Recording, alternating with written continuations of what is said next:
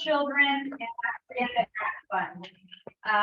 So I kind of gave up all my artsy and the things to be a mom. And when my youngest daughter got to be in high school, I started back taking art classes, and I did every medium that was available at Sierra College just to see what inspired me the most. I ended back at ceramics again. So I started doing ceramics, and I just started implementing tile and glass into my work.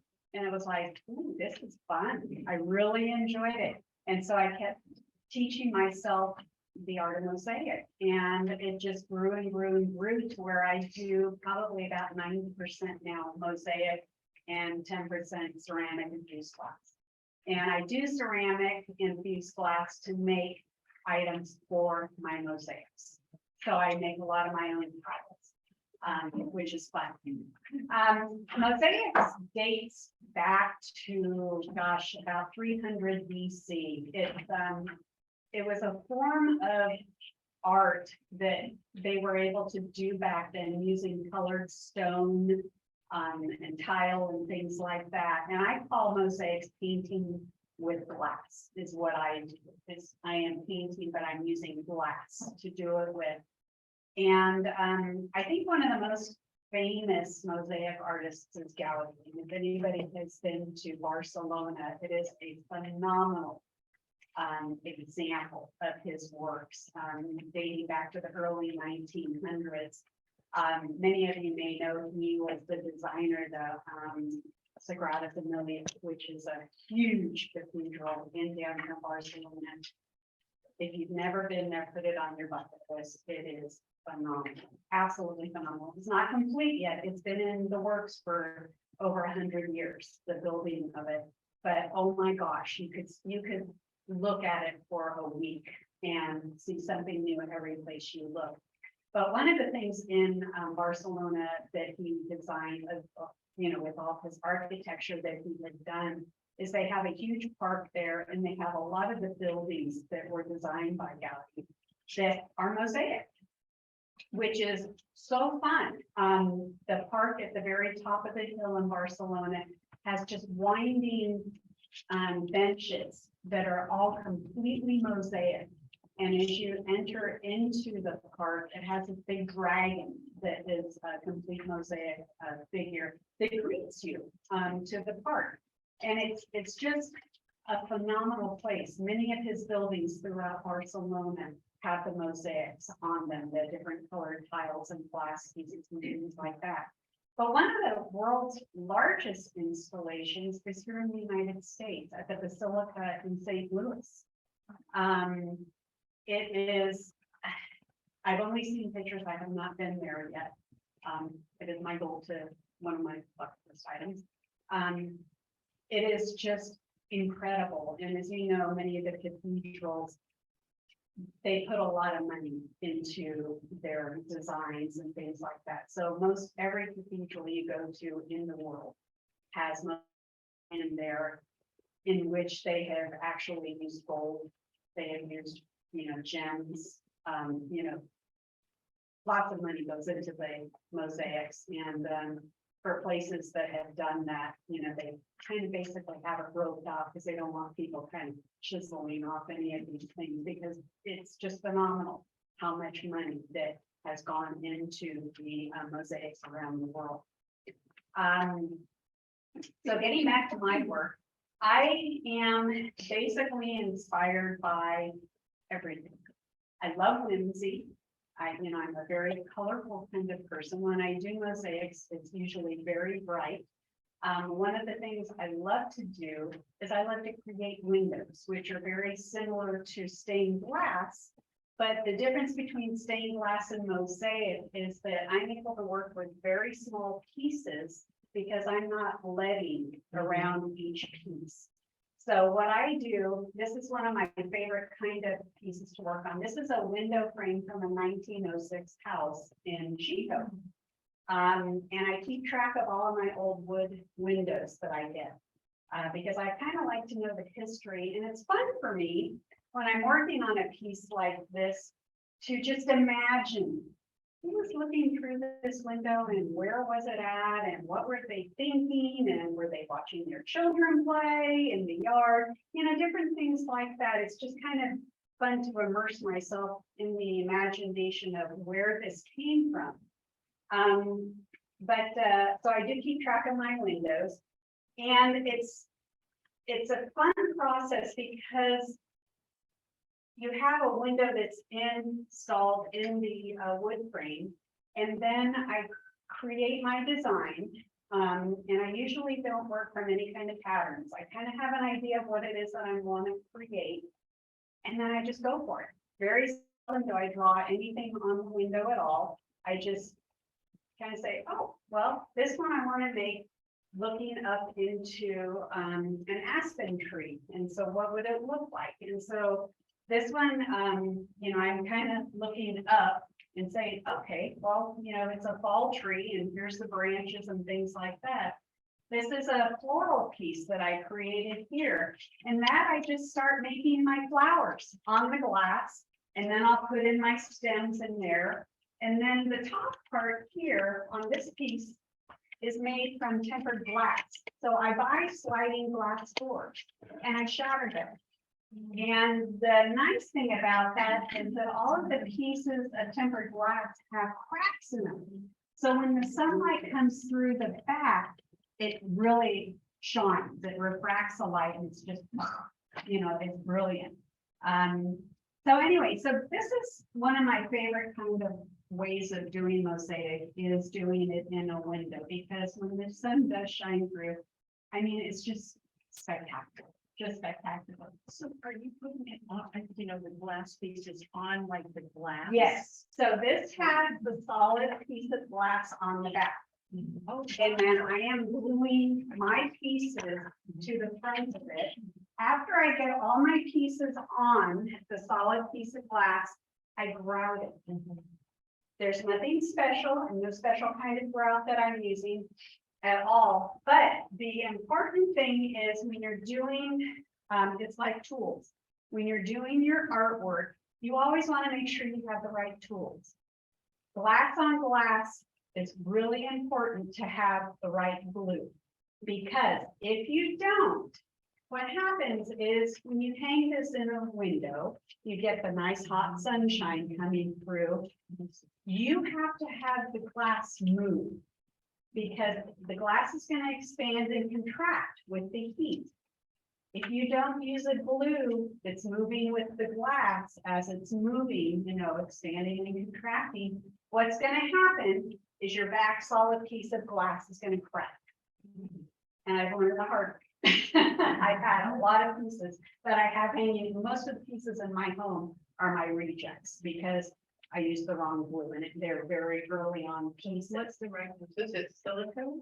No, it's a glue called MAC glue.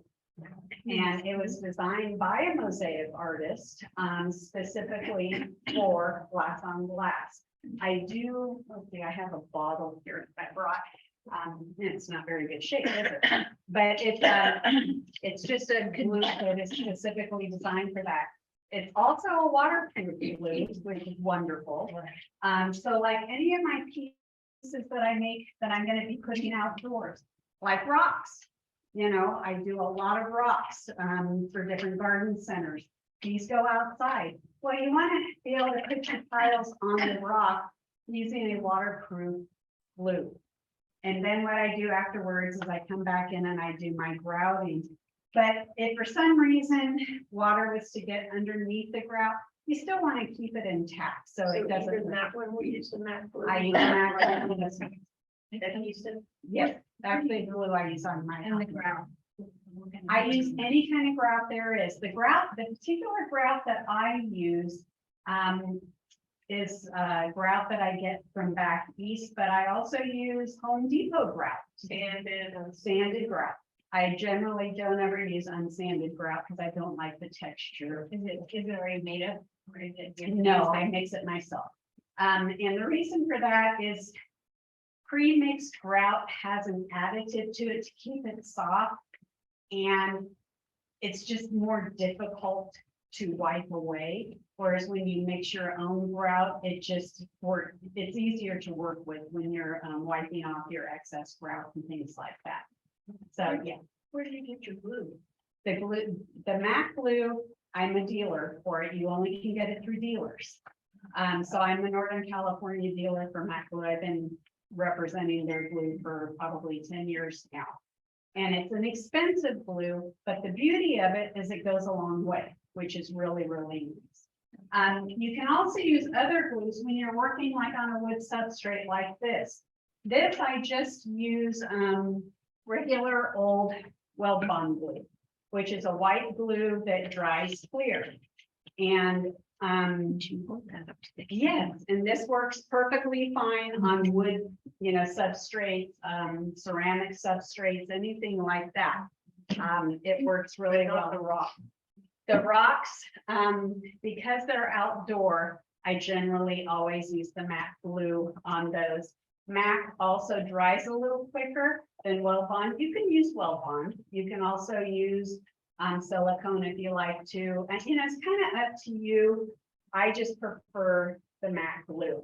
And it dries a little quicker, and then I'm able to get to my grouting a little bit sooner than normal. I've just always used, the stuff that just the adhesive you would use in the bath, Yes, you can do that. Yeah. Yeah. I mean, or like something like that. yeah, it's kind of what you like to work with, but because I sell my work also, I need to make sure that it's gonna stay there and be there. Allison. So that MAC glue is not easy to get. Oh, it's yeah, because I stock it. Oh, I mean, for the average person, but yeah. It's just within a day or two. Oh. Yeah, it is easy to get. It's expensive though. For an 8-ounce bottle is $20.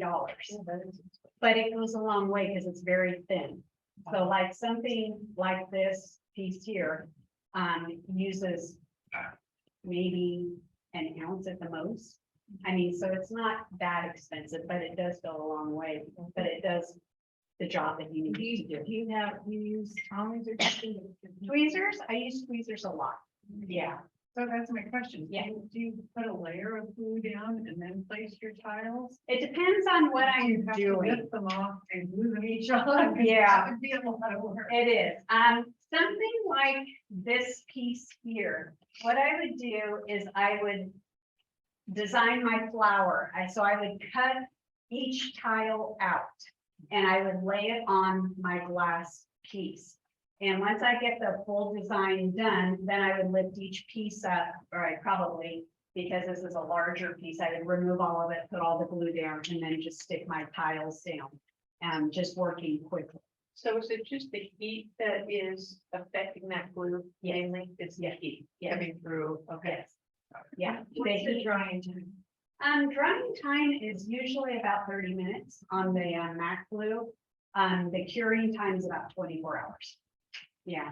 The other thing that's nice about the MAC glue too is because it is waterproof. If you're doing a piece for a bathroom where you're going to have humidity in there, it works well for that also. Okay. Yeah. So I did one with glass, and I don't remember what kind of glue I worked. It's in a bathroom. It's in a window, and it's the window's frosted, so it's not getting a lot of heat, but yeah, it held up pretty good. Yeah, and a lot of times it does. It's usually when the strong sun is hitting it, because it's a strong heat that's going to heat up your glass.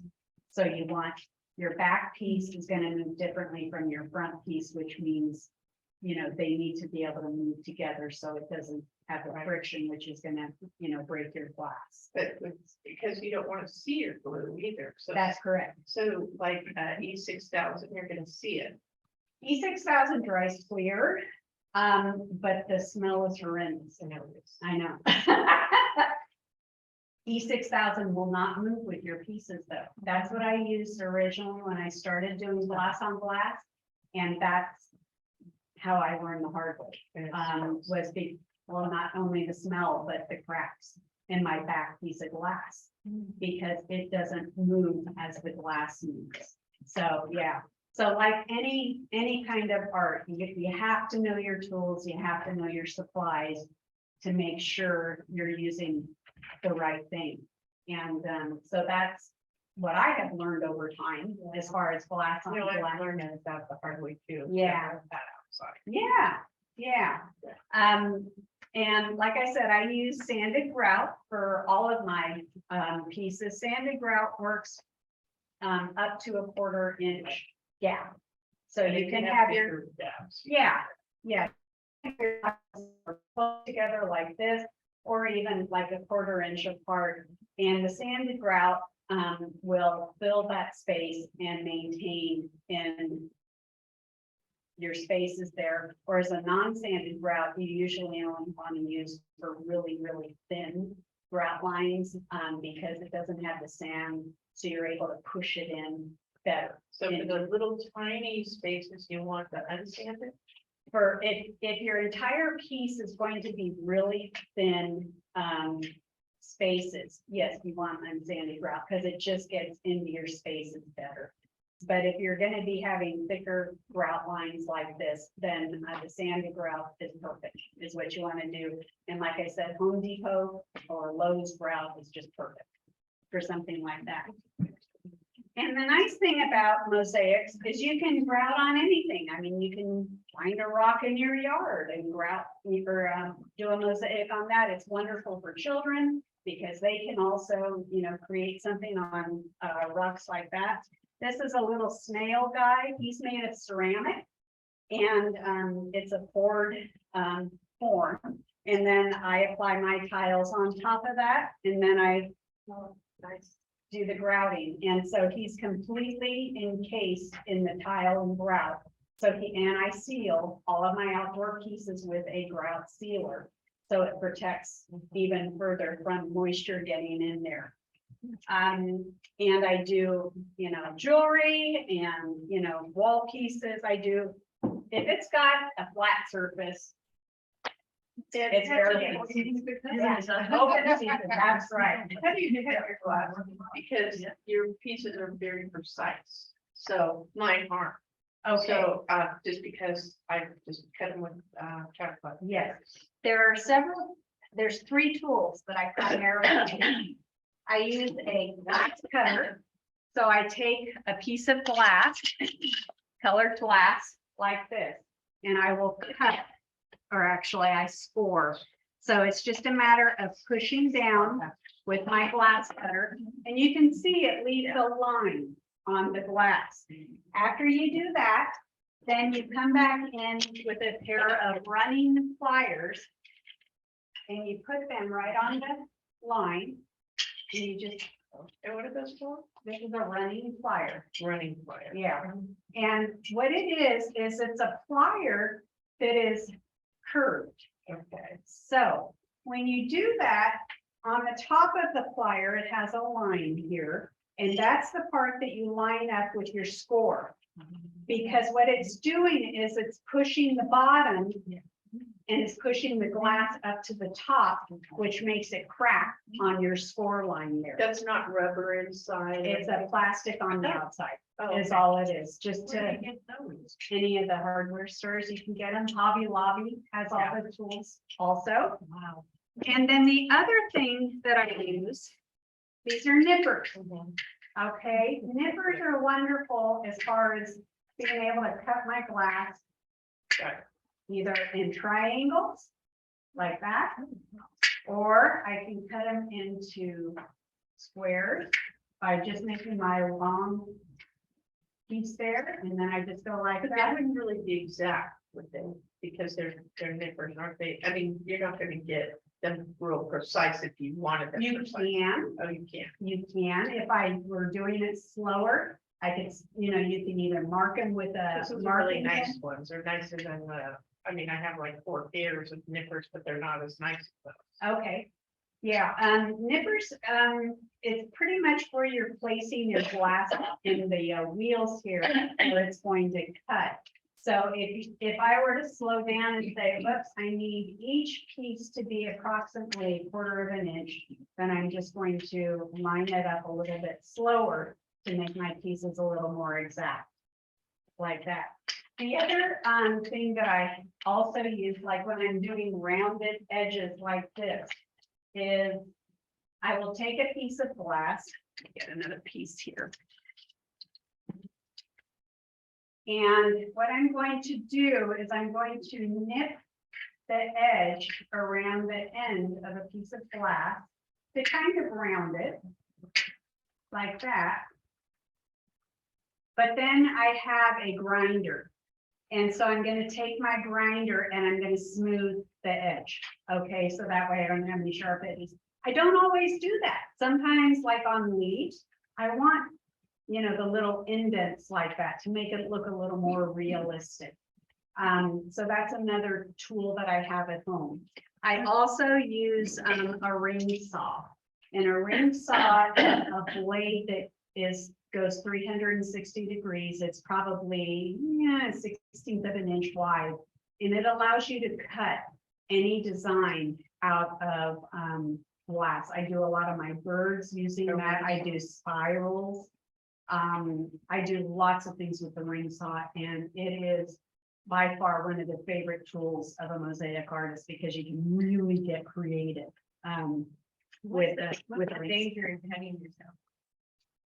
I like to say every piece of my work has my DNA in it. I'm pretty proficient at using all the tools and cutting glass, but every once in a while you'll get a little shard of glass that's really got that sharp edge, and it'll just poke. And it can be real microscopic. Real microscopic too. Yes, you're exactly right. Can you wear a certain kind of glove? I don't wear gloves because I need to have the feel of the glass, but I imagine you could wear Yeah, gloves. I have the gloves, but like you said, it's easier to, I mean, you want to do it without gloves. Yeah. but Yeah. Yeah. I mean, you don't get severe cuts. It's just, usually a coat, and then it's like, you spring a little bit of blood, you kind of hold it for a minute to let it clot up and then you continue working. But yeah, I generally, every piece I work on, I generally have some kind of DNA injury. Yeah, DNA, that's right. That is my word. Yeah, that's right. That's right. So it's kind of limitless what you can use when you're doing mosaics. A lot of people love to get broken dishes, and they'll nip up broken dishes to create, different works. I don't work very much with china at all because it's difficult to get flat pieces, and I like mine a little bit flatter. But then, like this piece here, these are glass, I call them rocks. And I put these on there because I want more of a three-dimensional look. It gives it a little more depth. So I do things like that. But most mosaics are somewhat on a flat surface like that. This piece here, you can see I used penny rounds here, so they do stick up. So it gives it a little more interest than just being a solid flat piece.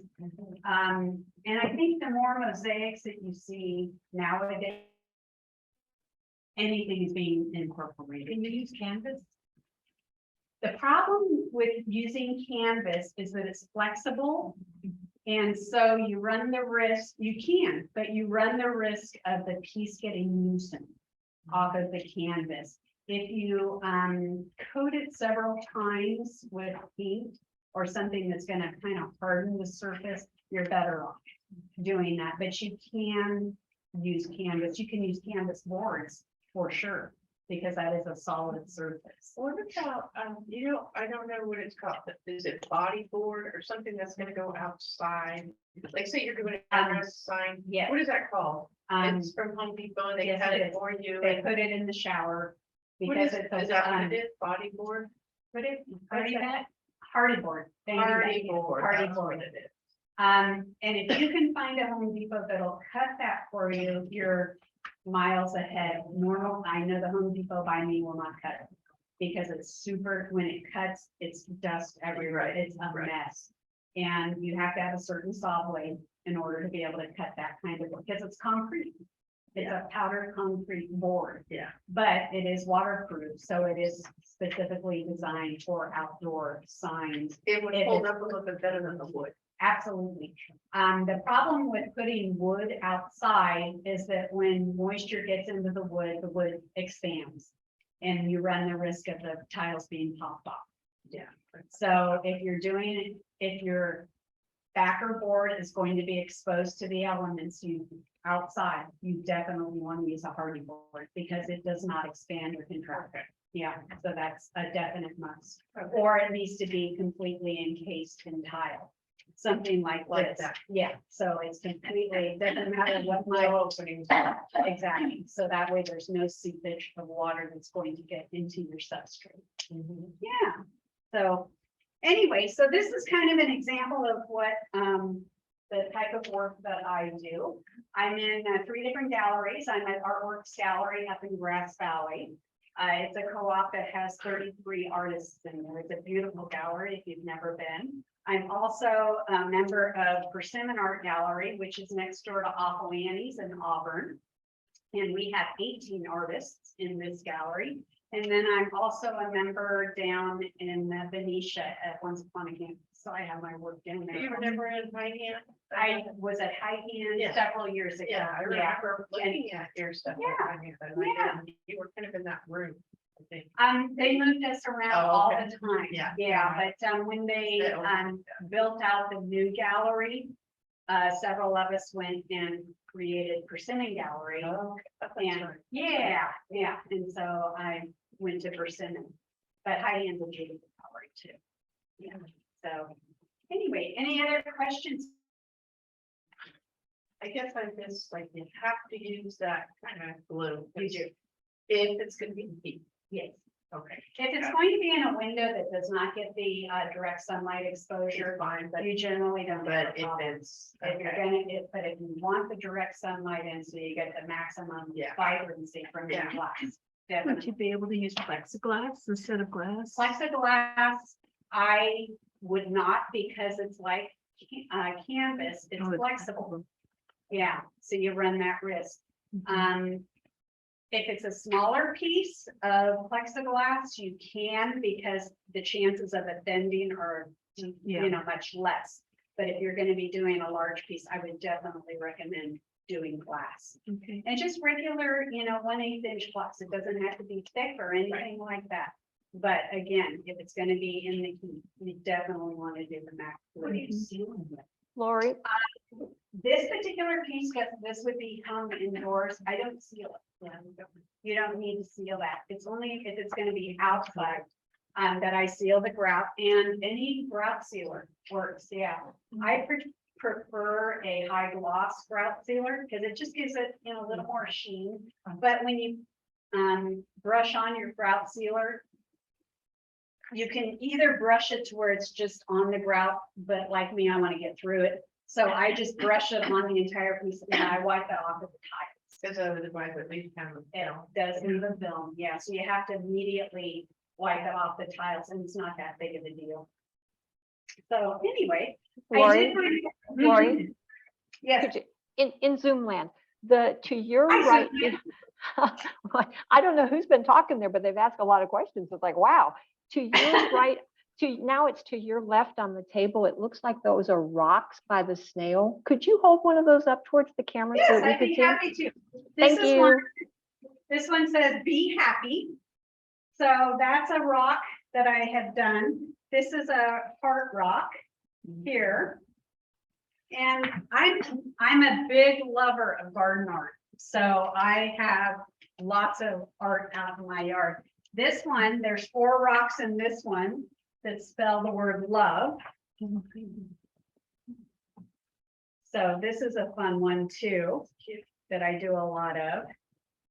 So I kind of do a little bit of everything as far as the rocks go. One of the big things that I do is I do pet memorial stones. Because people will have their animals cremated and they have their ashes and they want to bury them on their land. And they'll ask me to make them a memorial stone with the pet's name on it. Or something special that, like I had a lab that, lived for tennis balls. So I did one with a, bouncing tennis ball with the dog's name on it. So I do a lot of memorials. Movie Spanglish comes to mind. I'm sorry? The movie Spanglish comes to mind. Oh. Don't throw the ball. Yeah. Yeah, anybody that's had a lab or a retriever, yeah. Dedicated to it. piece, how long does it take you to do it? A piece like this probably took 25 hours. They take a long time. And a lot of that is the design concept. Also, I usually spend a couple hours at least designing or coming up with what it is that I want to create. Something like this, the design concept isn't that bad because it's like, oh, I just want to do a floral piece. So I'm going to start with my focal flower. And so I'll make this flower here and then I'll just start building around it.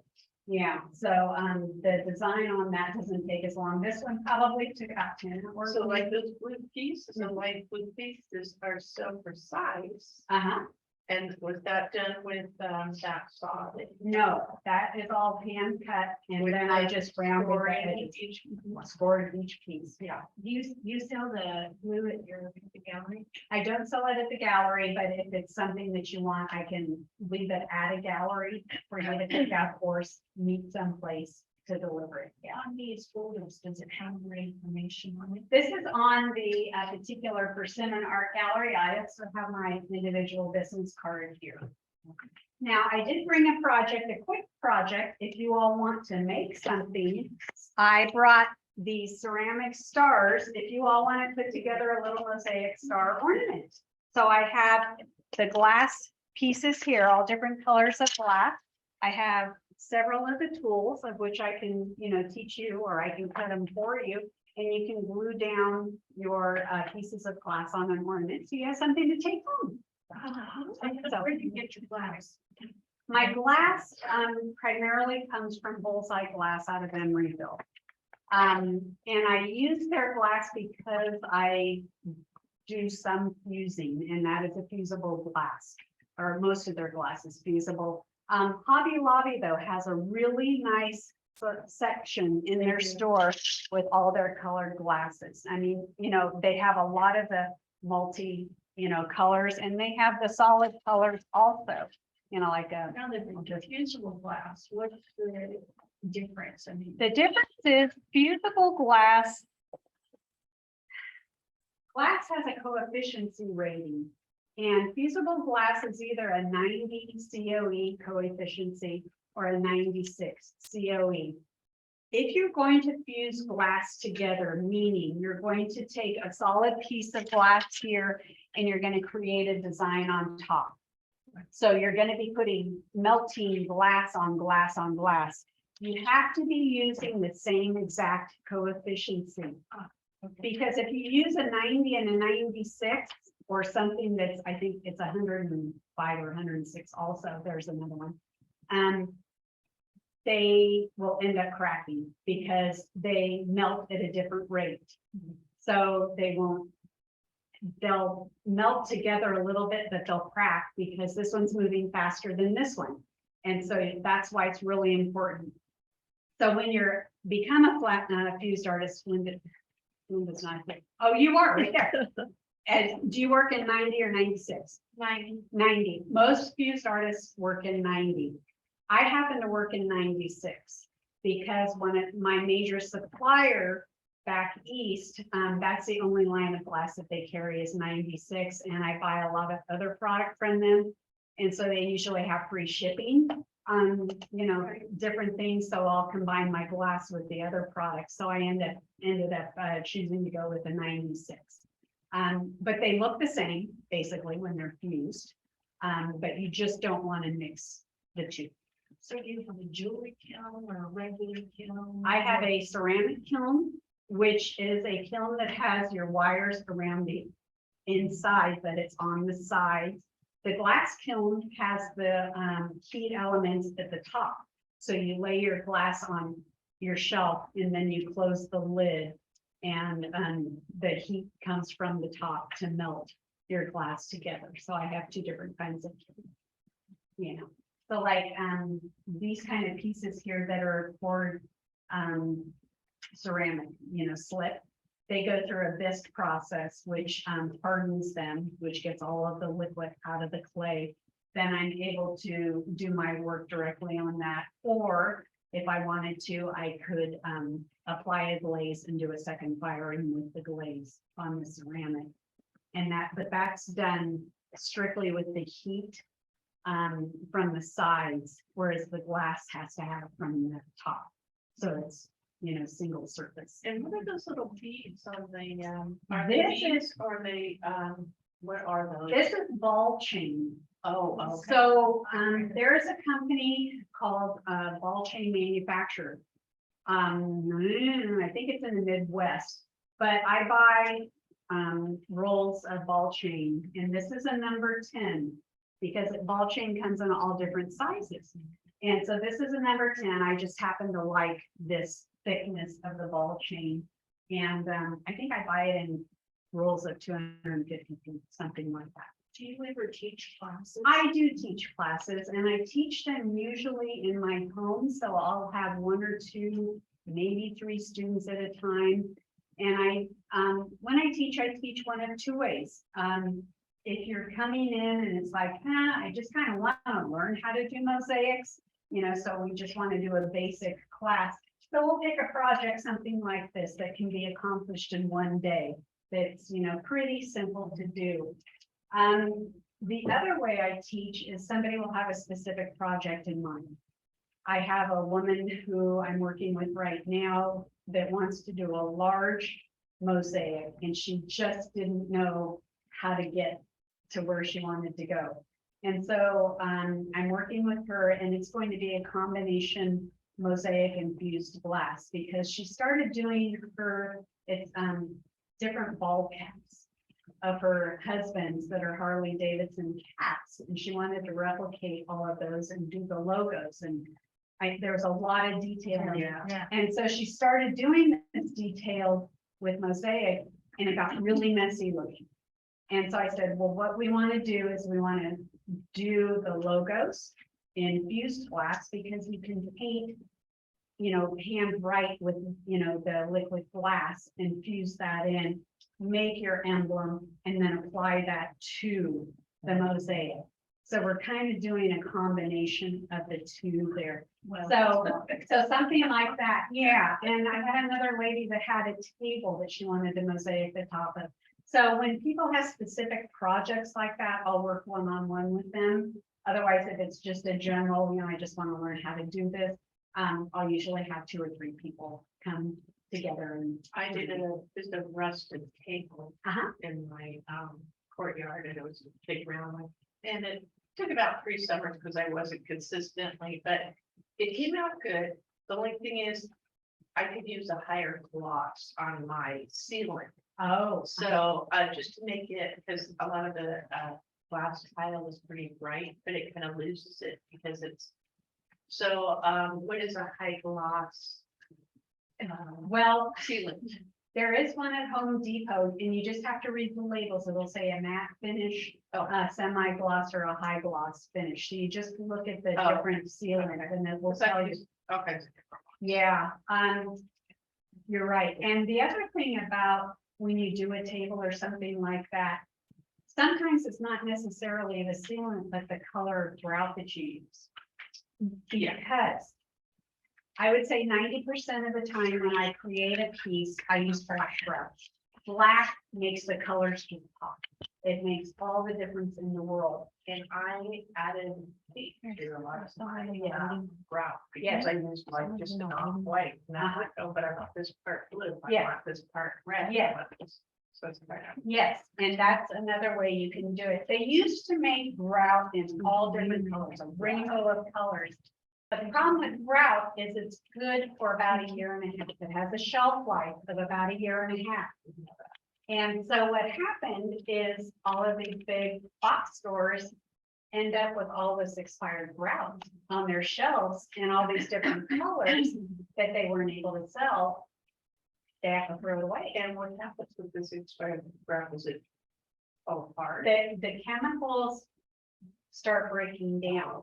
And so the consistency of the grout isn't as firm as here. So over time, it's going to break down much faster. It may go on fine initially, but it will break down much quicker. So if it's out in the elements, and if you're putting a lot of work into a piece, you just don't want to risk it. And then if it starts to get like that, you may kind of go over it. Like wanna- if it's, You want to dig it out as much as you Yeah, can and then apply a new set of grout. So if you're putting it on a piece, it doesn't deteriorate on a piece. It won't deteriorate, it depends on how old it is. But most of the time it will mix normally because you're mixing it to like a brownie consistency. And it will mix fine. But because some of the chemicals have broken down already because they're old, it's not going to maintain that solid, concrete firmness to it over time. So that makes sense. Yeah. So anyway, so a lot of the manufacturers quit making colors of grout. You can get white, you can get off-white, you can get beige, brown. And now I Black and gray. gray. Yeah. And so like she was saying, what she does is she'll take a white grout and she'll add colored paint to it, which you can do latex, or not latex, acrylic paint. Or you can get a grout color. They make grout colors in all different colors and you can, yeah, a pigment of some sort. You can add that to it also, but you can easily just add acrylic in the mixing process and that will color your grout.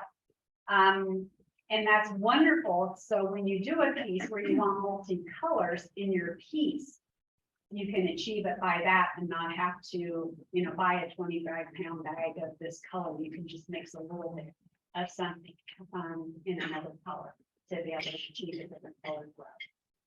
Mixing colors of grout in a piece is difficult. I'm sure you've noticed when you're trying to run the colors, butt them up within a piece.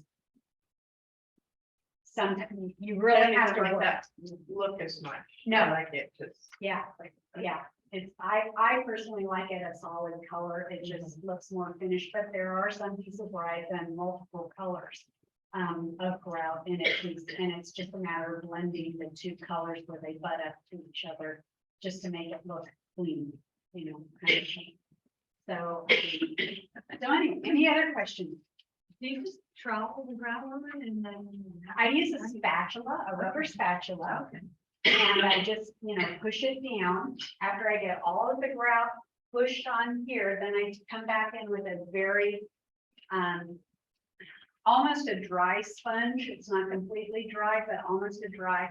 And I will push the grout further into the cracks because you don't want to have any holes in your lines here, because what's going to happen is you'll see it.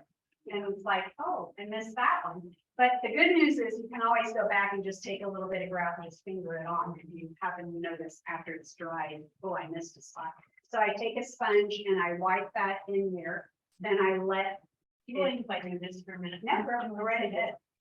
I walk. Sure, how about you sit down? Yeah, that's sweet. Yeah, it makes a huge I difference. was curious how that looked with it. Yeah. Yeah, that's beautiful. That's what it is. So after you put the grout on there, you rub it in with a sponge. You're just gonna have a light film on your glass. You let that completely dry. And then after it dries, then I come back in with Windex and a soft towel. And I spray this with Windex and I just kind of buff all of the film off. And that's it. It seems like with your, because you have your black background and you have your white frame, it even makes it more so. Is that usually kind of how you feel? I'm sure you have Yes. different ones, but Yes. that really makes it pop. Yeah, this one, I kind of scratched the frame, the pink and the green to come out a little bit more. But on my old windows, I generally always go white. I do sometimes a blue, I'll get the white or the Yeah. blue chalk paint. Yeah. I don't like to sand these old frames because of the, paint that's on them, the lead. So I do very minimal sanding, but that's the beauty of chalk paint, is it goes on anything. So I'll chalk, So they make that with this different colors. is sanded paint? I mean, This- sanded grout? This is, sanded grout, Yeah. yes. Yeah, I So know. I had the hardest time, I mean, even though I did sanded, unsanded, sanded, so sanded. I never, ever, ever work with unsanded. I just don't like the consistency. You don't like that scratchiness, right? No, the unsanded grout. Oh, the unsanded, oh, yes. I only work with How- sanded. Yeah, yeah. What are you talking about? Sanded The and difference unsanded? grout. The sanded has more of a sandy feel. It has an actual sand in the The grout. other one is like powdery. It's very powdery and it becomes more of a clay Yeah. consistency. And it's very sticky. And you really only need that if you're working with super thin grout lines and you, the sand wouldn't be able to get in there. But I just don't like the consistency of working with it. So that's why I always use sand. Yeah, I don't like it. Yeah. So it's sanded, Sand sanded, is always not sand. unsanded. That's correct. I always use sand. Yeah. It'll say that on the label. Yeah. Yeah. Yeah. So Yeah. you like the sanded. Anytime you have a kitchen installation or anything like that, they always use sanded grout. That's, I mean, very seldom will they ever use them on. So most everybody uses. And I kept getting it backwards, so I think, I understand it means there's no, I had it backwards, but I know what I like that. Yeah, I've got a question. yeah, So around the designs on your rocks, is that the grout? That is itself? grout. And so you very carefully cut Yeah. the outline. yeah. When you're doing an exposed edge like this, it takes a lot of practice to learn how to do this so it looks nice. And I mean, it takes a lot. There's a technique to learning how to do an exposed edge like this versus something that is contained within the tiles. You don't Almost have to looks worry. like you've had like one of those things that you use on cakes or It, something. it looks like that, but I don't. It's just the way I apply it. And so that's just a technique that over practicing. And that does take a lot, because I tend to be more messy. Yeah, Yeah. yeah. And initially, I think everybody is messy, when it comes to grouting. But grout is what makes a piece come alive. Yeah. And grout makes all the difference in the world in a piece and in its presentation and how. Well, it like on looks. your little ornaments there, there's no ground on that. This particular one, I am not grouting But normally today. what? Normally I would grout something like this, but because of our time limitation right. today. So when you're doing an ungrouted piece, what you want to do, the goal here, and it's like all of the old installation in churches and things like that. Most of them are not grouted, or I shouldn't say most of them, a lot of them are not grouted. What they do is they butt up the pieces to one another. And they're using,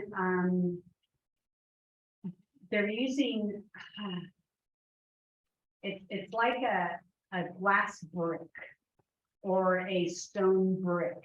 So they're cutting them and they're gonna be thicker. It's not flat and thin like this. And they just butt them up to each other. So there isn't any space or very, very minimal amount of space on something like that. This particular piece, yes, I would normally grout something like this, so I would leave a little more space. And you wouldn't have to worry about your glue because it's not coming through. The sunshine isn't coming. That's it's not correct. hanging outside. That's correct. You can use any kind of glue that you want, doing a solid surface like this. So, yeah, and if you all would like to do one really quick, this took like 10 minutes to do. It's really quick and easy. If you all would like to learn how to, throw one of these together, we can do that and ask questions as you're doing one. And you're going to be able to do that through Zoom too, right? I can, you betcha. So why don't we move to this table here? And what I'll do is I'll put